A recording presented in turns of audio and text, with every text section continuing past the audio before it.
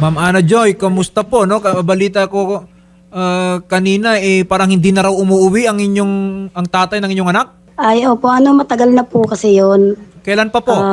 Iniwalayan ko po talaga siya nung 9 months pa lang po yung anak namin. Oh, ilang taon na po ba yung anak ninyo ngayon? 23 years old na po. Oh, that was 23 years ago. Okay. Ito po Opo. bang tatay ng anak ninyo na-meet man lang niya itong anak niya? Noong sanggol pa po, pero noon lang, hindi na. So, kayo na po talaga ang nagpalaki dito sa bata? Opo, ako lang po mag-isa.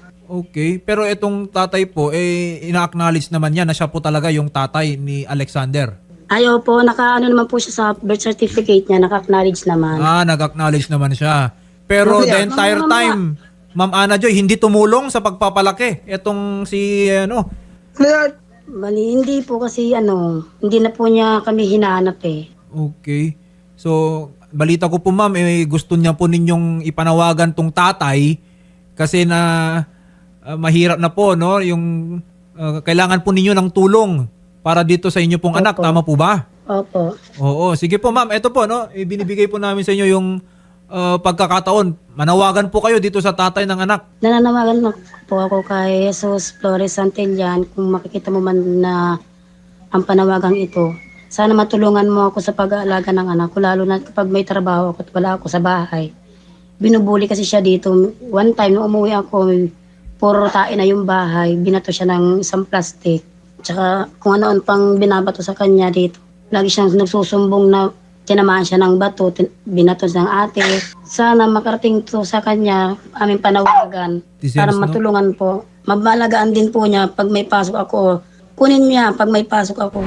Para lang din, Rio, sa ating mga netizens, yung anak po ni Ma'am Ana Joy, si Sir Alexander, isang PWD po, no? Ayan, kasama po niya ngayon dito sa video conference. Kaya naintindihan natin kung bakit kinakailangan na niyang manawagan sa tatay ng anak nila. Kasi nahihirapan po si Ma'am Ana Joy, lalo't may trabaho, minsan naiiwan po mag-isa si Alexander. Sana, Ma'am Ana Joy, no, makarating po yung inyo pong panawagan.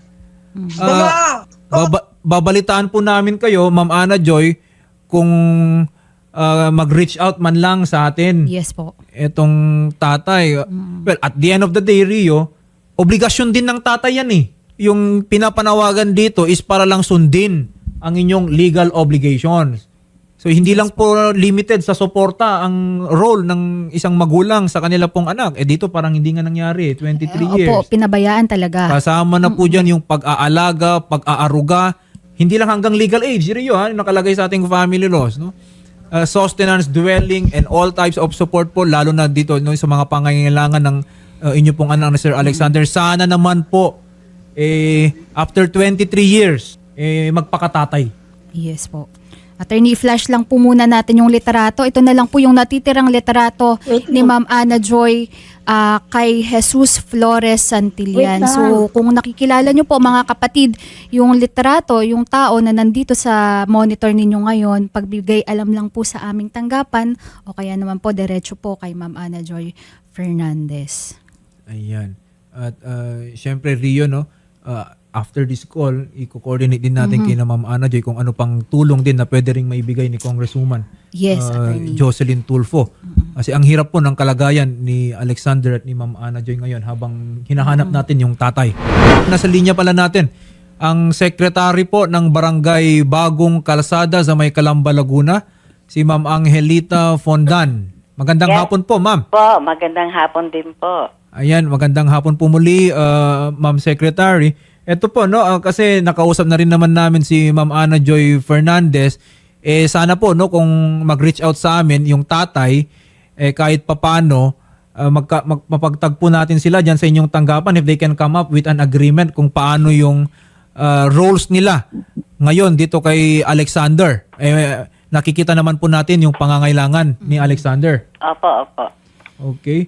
At sana, no, kasi kung meron din pong tulong na pwedeng ibigay ang ating barangay, kasi si Ma'am Ana Joy, kailangan niyang magtrabaho.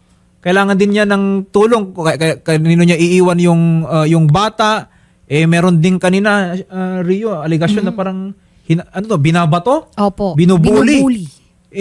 Ma'am Secretary, no, sa tanggapan po ninyo, pwede po bang pakitingnan natin at hindi po nararapat yung mga ganyang klase. Kita naman po natin, PWD yan. Mayroon pong kaparusahan yan.